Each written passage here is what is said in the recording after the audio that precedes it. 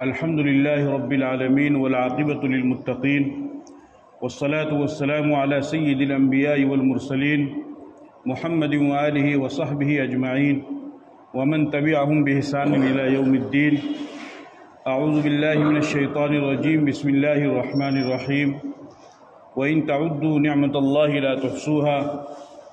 وقال النبي صلى الله تعالى عليه وسلم أفلا أكون عبدا شكورا. ودعا النبي صلى الله تعالى عليه وسلم اللهم أعني على ذكرك وشكرك وحسن عبادتك أو كما قال عليه الصلاة والسلام.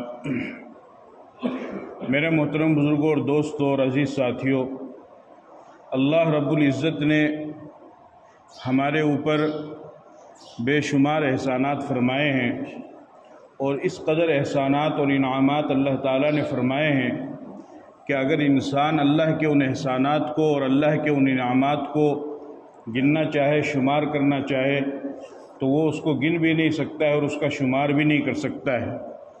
اور یہ بات کوئی میں اپنی طرف سے نہیں کہتا، بلکہ خود قرآن کریم میں اللہ تعالیٰ نے اس کے بارے میں فرمایا ہے، جس کی خطبے میں جس آیت کی میں نے تلاوت کی ہے. اللہ پاک فرماتے ہیں وَإِن تَعُدُّوا نِعْمَةَ اللَّهِ لَا تُحْصُوهَا، کہ میرے بندوں میں نے تمہارے اوپر اس قدر احسانات اور انعامات کیے ہیں کہ اگر تم میرے احسان کو، میرے انعامات کو گننا چاہو تو گن نہیں سکتے. اور یہ حقیقت ہے، جب انسان غور و فکر کرے گا، توجہ کرے گا اور ٹھنڈے دل و دماغ سے وہ سوچے گا، تو اسے اس بات کا احساس ہوگا کہ واقعتاً اللہ تعالیٰ نے قدم قدم پر، لمحہ لمحہ، پل پل، سیکنڈ سیکنڈ، ساعت ساعت اللہ تعالیٰ نے اس پر احسانات فرمائے ہیں. اور ہم ایک ایمان والے کے ہونے کے ناطے ہمارے اوپر تو اللہ تعالیٰ کے احسانات اور بھی زیادہ ہیں. چنانچہ آپ دیکھیے کہ اللہ رب العزت کا بہت بڑا احسان تو یہ ہے کہ اللہ تعالیٰ نے ہم سب کو انسان بنایا، ورنہ اللہ رب العزت نے اس کائنات کے اندر تقریباً 18,000 مخلوقات پیدا فرمائی ہیں. اگر اللہ چاہتا تو کسی بھی مخلوق میں ہمیں پیدا فرما دیتا، وہ جنات بنا دیتا یا فرشتہ بنا دیتا یا جانور بنا دیتا، پھر جانوروں میں وہ چرندوں میں بناتا، درندوں میں بناتا، زمینی مخلوقات میں بناتا یا سمندری مخلوقات میں بناتا. یہ اللہ کا فیصلہ تھا، ہم اس میں کچھ بھی نہیں کر سکتے تھے. لیکن اللہ رب العزت نے ان تمام مخلوقات میں سے نکال کر ہمیں انسان بنایا، اور انسان اشرف المخلوقات ہے.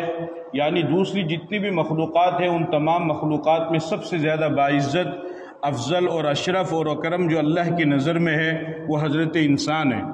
چنانچہ قرآن کریم میں اللہ تعالیٰ فرماتے ہیں وَلَقَدْ كَرَّمْنَا بَنِي آدم، کہ ہم نے بنی آدم کو عزت اور شرف اور فضیلت عطا فرمائی ہے. اس کے بالمقابل اللہ کی ایک نورانی مخلوق ہے جس کو فرشتہ کہا جاتا ہے، جو انتہائی معصوم اور پاکیزہ مخلوق ہے، جس کی صفت اللہ نے یہ بیان فرمائی لا یعصون اللہ ما امرہم ویفعلون ما یؤمرون، کہ وہ ذرہ برابر بھی اللہ کی نافرمانی نہیں کرتے ہیں، اور وہ اللہ کے انتہائی پاکیزہ اور معصوم اور نورانی مخلوق ہے. لیکن اللہ رب العزت نے اس مخلوق سے بھی زیادہ فضیلت اگر کسی کو عطا فرمائی تو وہ انسان کو عطا فرمائی. چنانچہ 18,000 مخلوقات میں اللہ تعالیٰ نے ہم کو انسان بنایا، تو ظاہر سی بات ہی کہ اللہ کا بہت بڑا احسان اور اللہ کا بہت بڑا انعام ہے. اور پھر اسی طریقے سے انسانوں میں بے شمار انسان ہیں، بے شمار لوگ ہیں. بہت سے لوگ ایسے ہیں کہ جو اللہ وحدہ لا شریک لہ کا اقرار نہیں کرتے ہیں، اللہ کی ذات کا انکار کرتے ہیں، جن کو ملحد اور دہریہ کہا جاتا ہے. انسانوں میں بہت سے ایسے ہیں کہ جو بتوں کی پرستش کرنے والے ہیں. انسانوں میں بہت سے ایسے ہیں کہ جو درختوں کی پرستش کرنے والے ہیں. انسانوں میں بہت سے ایسے ہیں کہ جو سورج اور چاند کی پوجا کرنے والے ہیں.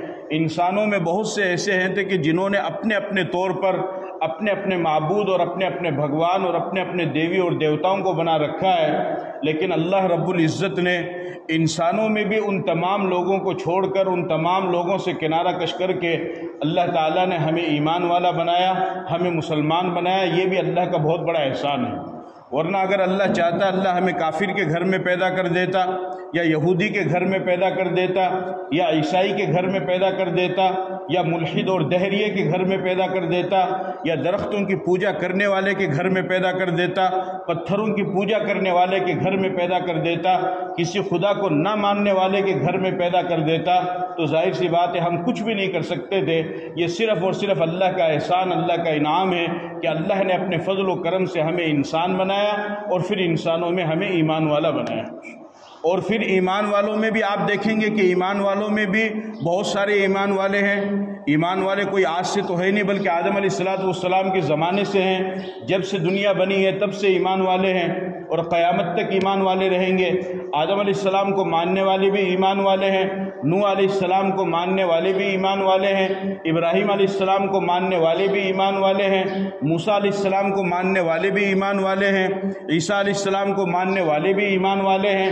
دیگر جتنے بھی انبیاء کرام دنیا کے اندر تشریف لائے، ان تمام انبیاء کی دعوت کو قبول کرنے والے اور توحید کا اقرار کرنے والے اور ان انبیاء کی نبوت کا اقرار کرنے والے اور ان کے مشن کو ماننے والے، ان کی دعوت کو قبول کرنے والے، وہ سب کے سب ایمان والے کہلوائے، سب کے سب ایمان والے کہلوائے۔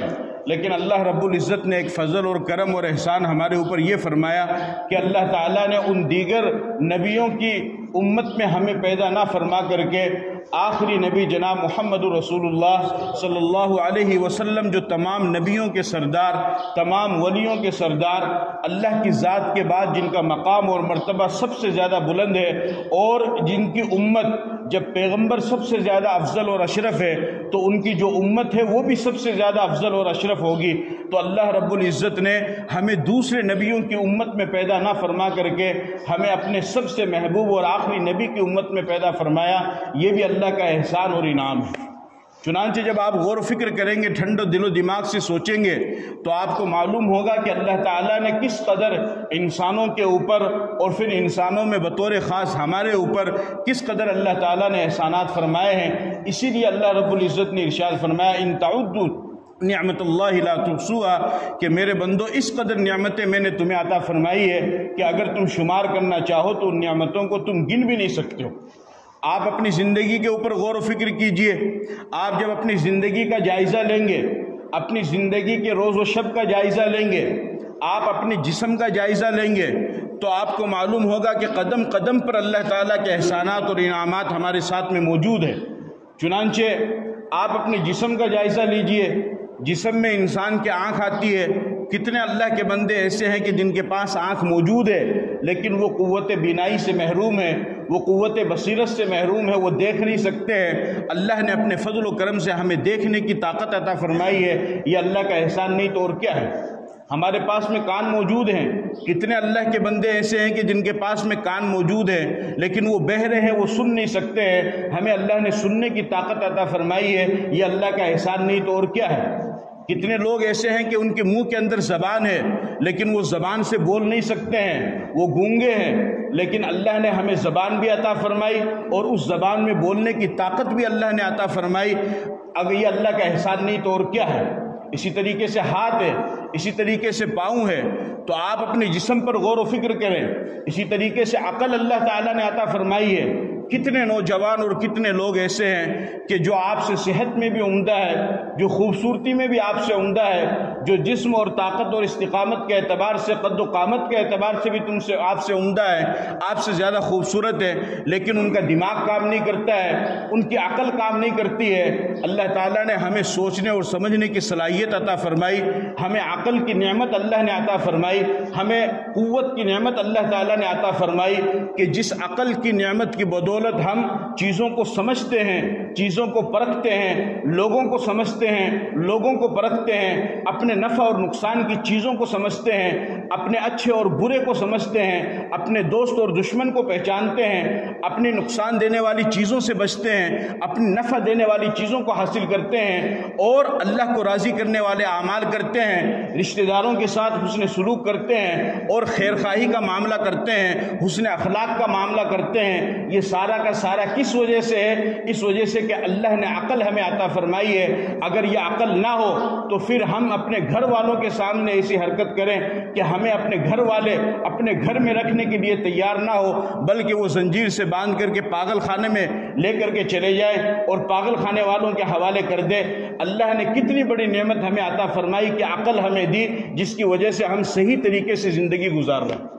اگر اللہ ہم سے یہ عقل چھین لے یا اللہ تعالیٰ ہمیں یہ عقل نہ دیتا، ہمیں بیوقوف بنا دیتا، ہمیں پاگل بنا دیتا، تو ہم اللہ کا کچھ بھی نہیں کر سکتے تھے۔ لیکن اللہ نے اپنا فضل کیا، اپنا کرم کیا کہ ہمیں عقل عطا فرمائی کہ جس کی وجہ سے ہم ان تمام چیزوں کو سمجھتے ہیں اور ایک صحیح انسان کے طور پر ہم اپنی زندگی گزار رہے ہیں۔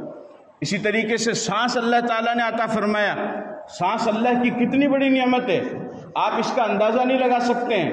سانس اللہ کی بہت بڑی نعمت ہے، بلکہ میں تو یہ کہتا ہوں کہ اس دنیا میں انسان کے رہنے کی وجہ ہی صرف سانس ہے۔ اگر سانس نہ ہو تو انسان اس دنیا میں رہے نہیں۔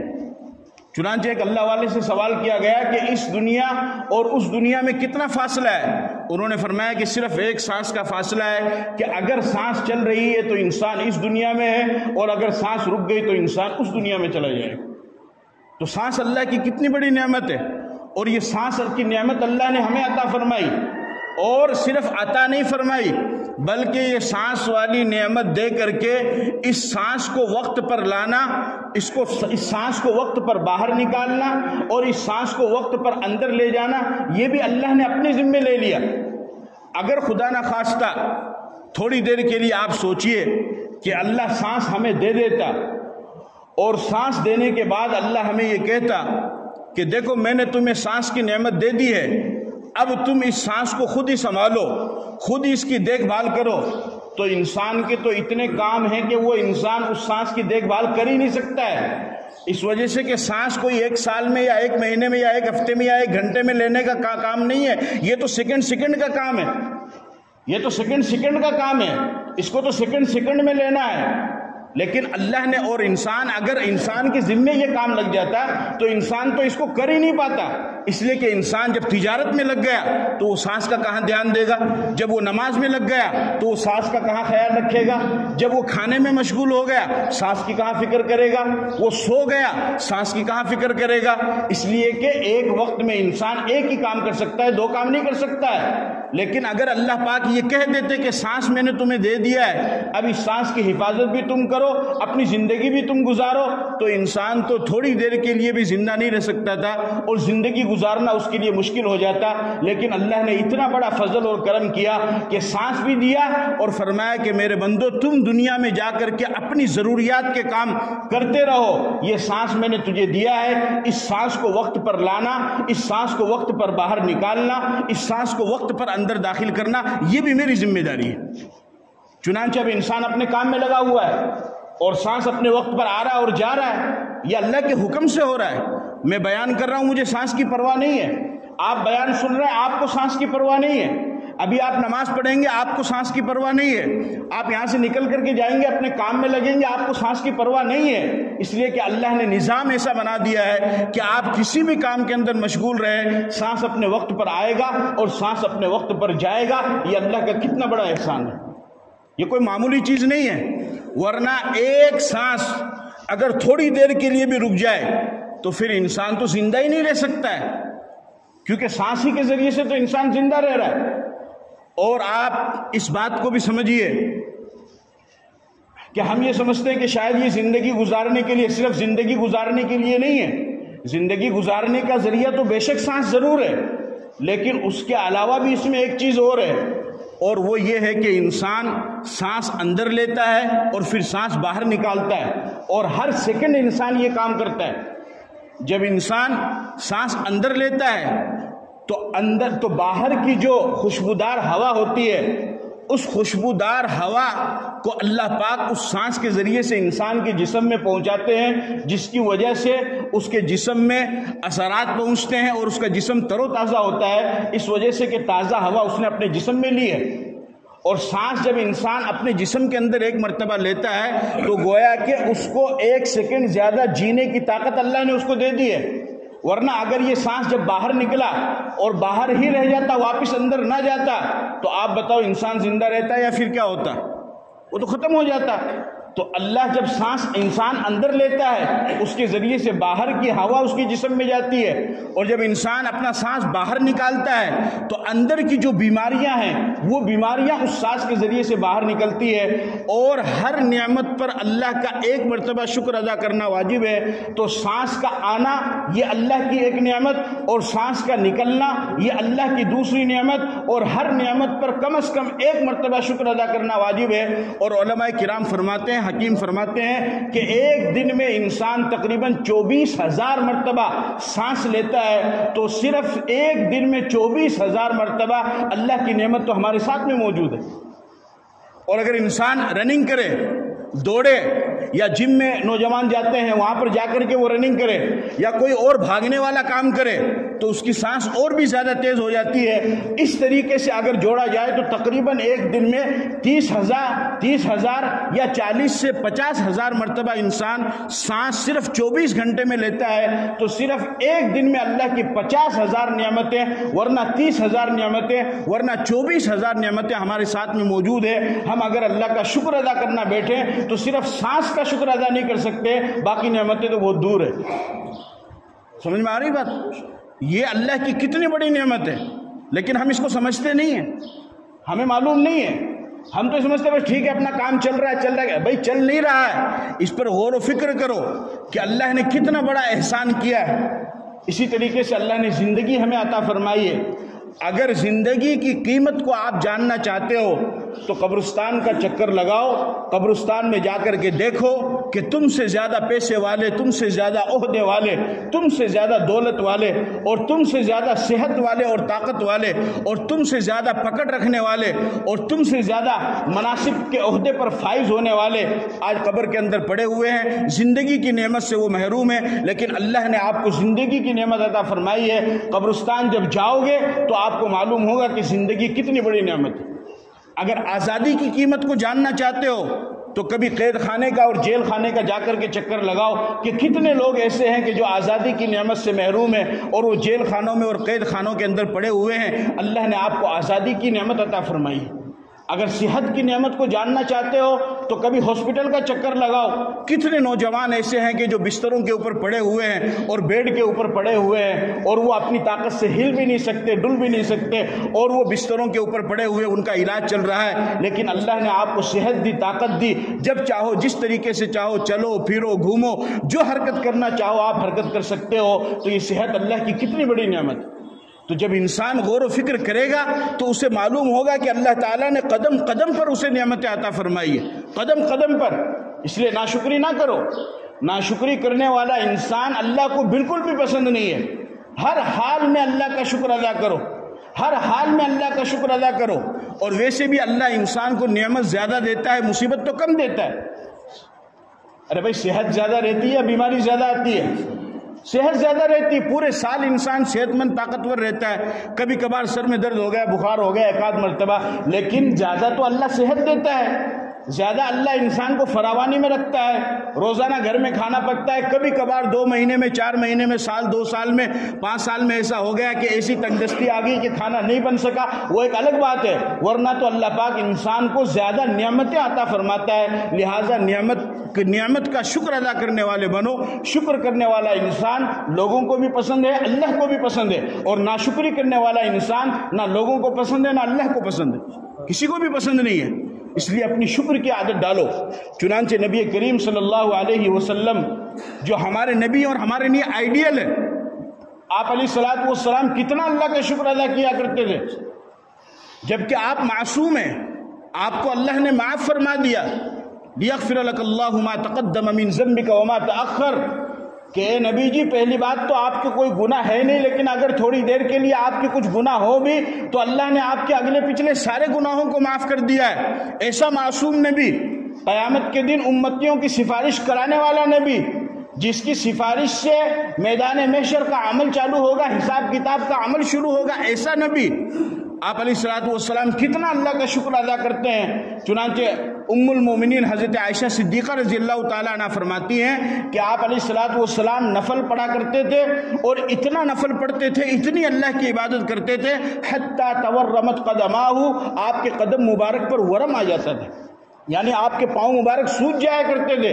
حضرت عائشہ فرماتی ہیں کہ ایک موقع پر میں نے کہا کہ یا رسول اللہ، پہلی بات تو آپ معصوم ہیں، لیکن اگر تھوڑے گھنے آپ کے گناہ ہو بھی تو اللہ نے آپ کو معاف کر دیا ہے، پھر آپ اتنی عبادت کیوں کرتے ہیں؟ تو آپ نے کیا جواب دیا، اس کو سنو۔ آپ علیہ السلام نے فرمایا افلا اکون عبدا شکورا، کہ عائشہ یہ تو مجھے بھی معلوم ہے کہ میں معصوم ہوں، لیکن یہ میں عبادت اس وجہ سے کر رہا ہوں تاکہ میں اللہ کا شکر گزار بندہ بن جاؤں، میں اللہ کا شکر گزار بندہ بننا چاہتا ہوں۔ شکر کرنے سے یہ فائدہ ہوگا، قرآن کہتا ہے لئن شکرتم لازیدنکم ولئن کفرتم ان عذابی لشدید، اگر تم شکر کرو گے اللہ تعالیٰ نعمتوں میں اضافہ کریں گے، اور اگر ناشکری کرو گے تو پھر جو نعمت تمہارے پاس ہے وہ بھی چھن جائے گی۔ اگر آج تم 5 لاکھ روپے کے مالک ہو، اللہ کا شکر ادا کرو، بہت جلد وہ وقت آئے گا کہ اللہ تمہیں 10 لاکھ کا مالک بنائے گا۔ اگر تم 2 دکان کے مالک ہو، اللہ کا شکر ادا کرو، بہت جلد وہ وقت آئے گا کہ اللہ تمہیں 4 دکان کا مالک بنائے گا۔ اگر آج تم 10 پلاٹ کے مالک ہو تو اللہ کا شکر ادا کرو، بہت جلد وہ وقت آئے گا کہ اللہ تمہیں 20 پلاٹ کا مالک بنائے گا۔ حربے استعمال نہ کرو، وظیفے لینے کی ضرورت نہیں، تعویذ لینے کی ضرورت نہیں۔ سب سے بڑا تعویذ تو میں تمہیں دے رہا ہوں کہ جو اللہ نے تمہیں دیا ہے اس پر اگر تم بڑھانا چاہتے ہو، اس کو آگے لے جانا چاہتے ہو، ترقی کی طرف لے جانا چاہتے ہو، اس میں برکت پیدا کرنا چاہتے ہو، تو اس کا ایک ہی طریقہ ہے کہ جتنا جو کچھ بھی تمہارے پاس میں ہے کہو اے اللہ تیرا شکر ہے، اللہ اس سے بھی ڈبل کر کے دے گا۔ اور اگر ناشکری کرو گے تو خدا کی خدائی میں تو بھیا کیوں فرق کن پڑے، نقصان اپنا ہی ہوگا۔ اس لیے آج بہت سارے لوگوں کی عادت ہے کہ میرے ساتھ یہ ہو گیا، میرے ساتھ وہ ہو گیا، اللہ تو اے کر دی، اللہ تو بے کر دی۔ یہ شکایت اللہ نے بالکل بھی پسند کو نہیں۔ جو بھی حالات آئے، جو بھی مصیبت آئے، ہر وقت اپنی زبان پر یہی بات لاؤ اور یہی کہو کہ اے اللہ تیرا شکر ہے، اے اللہ تیرا شکر ہے، اللہم لک الحمد ولک الشکر کلہ۔ ہر وقت یہ دعا پڑھو، جتنا آپ شکر ادا کریں گے اتنی ہی زیادہ نعمتیں اور اتنی ہی زیادہ اور رحمتیں اللہ تعالیٰ آپ کے اوپر برسائے گا، اللہ تعالیٰ آپ کو عطا فرمائے گا۔ چنانچہ نبی کریم علیہ السلام تو نماز کے بعد میں دعا کیا کرتے تھے، اللہم اعنی علی ذکرک و شکرک و حسن عبادتک، کہ اللہ مجھے تیرے ذکر پر اور تیرا شکر کرنے پر اور تیری بہترین عبادت کرنے پر یا اللہ میری مدد فرما۔ چنانچہ آپ اس دعا کو آپ اہتمام کے ساتھ پڑھا کرتے تھے۔ اس دعا کو یاد کیجئے، ہر وقت چلتے پھرتے کہیے اللہم لک الحمد ولک الشکر کلہ، اللہم لک الحمد ولک الشکر کلہ۔ بچوں کی عادت ڈلوائیے۔ ہمارا معاشرہ، ہماری تہذیب بالکل خراب ہو چکی ہے، یورپ کے طرز پر ہمارا معاشرہ، ہماری تہذیب ہو چکی ہے۔ تھینک یو کی عادت ہم نے اپنے بچوں کی ڈلوائی ہے۔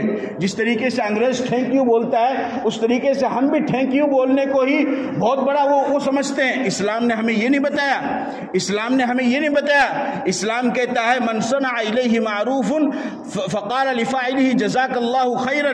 اسلام کہتا ہے کہ جب تمہارے ساتھ میں کوئی بھلائی کرے تو تھینک یو نہیں بلکہ اس کو جزاک اللہ کہو۔ یہ اسلام کی تعلیم ہے، اپنے بچوں کو سکھاؤ، اس سے آپ کو دونوں فائدہ ہو جائے گا، اپنے بچوں کو بھی سکھاؤ۔ میں ایک مثال دے کر اپنی بات ختم کرتا ہوں۔ جیسے ہمارے یہاں جب ملاقات ہوتی ہے یا فون پر بات ہوتی ہے تو ایک طریقہ ہوتا ہے سلام کرنے کا، اس کے بعد میں جواب دینے کا۔ ہاں بھائی کیسی طبیعت ہے؟ تو کوئی کہتا ہے کہ ہاں ٹھیک ہے، کوئی کہتا بڑھیا ہے، کوئی کہتا مزہ میں ہے، کوئی کہتا او ایک دم بڑھیا چل رہا ہے، کوئی کچھ بولتا ہے، کوئی کچھ بولتا ہے۔ یہ نہیں، اس کے علاوہ آپ خود بھی اس بات کا اہتمام کرو آج سے، اور اپنے بچوں کو بھی سکھاؤ کہ جب آپ سے کوئی یہ پوچھے کہ آپ کی طبیعت کیسی ہے، ویسے سامنے یا پھر فون پر یا میسج کے ذریعے سے، تو اس کو جواب میں کہو الحمدللہ۔ کیا کہنا ہے؟ الحمدللہ۔ الحمدللہ کہنے سے 2 فائدے ہوں گے۔ ایک فائدہ یہ ہوگا کہ آپ کی طبیعت کیسی ہے وہ بھی اگلے کو معلوم ہو جائے گی کہ ٹھیک ہے، کیونکہ مسلمان اتنا تو جانتا ہی ہے۔ اور دوسرا فائدہ یہ ہوگا الحمدللہ جب آپ کہیں گے تو الحمدللہ میں اللہ کا نام ہے، اللہ کا نام لینے کی وجہ سے یہ ذکر بھی ہو جائے گا، تو الحمدللہ کہنے سے سامنے والے کو آپ کی طبیعت ٹھیک ہے یہ بھی معلوم ہو جائے گا، اور ساتھ میں اللہ کی تعریف بھی ہو جائے گی، آپ کو ثواب بھی ملے گا۔ اب اور کیا چاہیے بتاؤ؟ اس سے زیادہ ہلکا اور آسان کیا ہو سکتا ہے؟ تو آپ لوگ اس کا ارادہ کرتے ہیں؟ کوئی بھی طبیعت پوچھے یا کوئی بھی سلام کرے یا میرے فون آوے السلام علیکم وعلیکم السلام اور طبیعت کیسی ہے، کیا جواب دینا ہے؟ الحمدللہ۔ اپنے بچوں کو سکھاؤ، اپنے بچوں کو سکھاؤ کہ بیٹا جب کوئی پوچھے تو اس کو کہنا ہے کہ الحمدللہ، اور اگر کوئی بھلائی کا کام کرے، کوئی اچھا کام کر کے دے، کوئی آپ کی ضرورت کو پورا کرے، آپ کی مدد کرے تو اس کو تھینک یو نہیں کہنا ہے، جائز یہ بھی، میں یہ نہیں کہہ رہا کہ کوئی حرام ہے، میں نہیں کہہ رہا ناجائز ہے، بلکہ اسلامی طریقہ کیا ہے اس کو کیا کہنا ہے؟ جزاک اللہ، کہ اللہ تعالیٰ تجھے اور بھی اچھا بدلہ عطا فرمائے۔ یہ اسلامی تہذیب ہے، ہمیں اس کو اپنی زندگی میں اتارنا ہے، اپنے بچوں کو سکھانا ہے، اور ہر پل ہر قدم اللہ کا شکر ادا کرنا ہے۔ تو جو نعمتیں اللہ نے دی ہیں اللہ تعالیٰ اس میں بھی اضافہ فرمائیں گے، اور اللہ تعالیٰ ہم سے خوش بھی ہوں گے۔ اللہ عمل کی توفیق عطا فرمائے۔ وآخر دعوانا الحمدللہ رب العالمین۔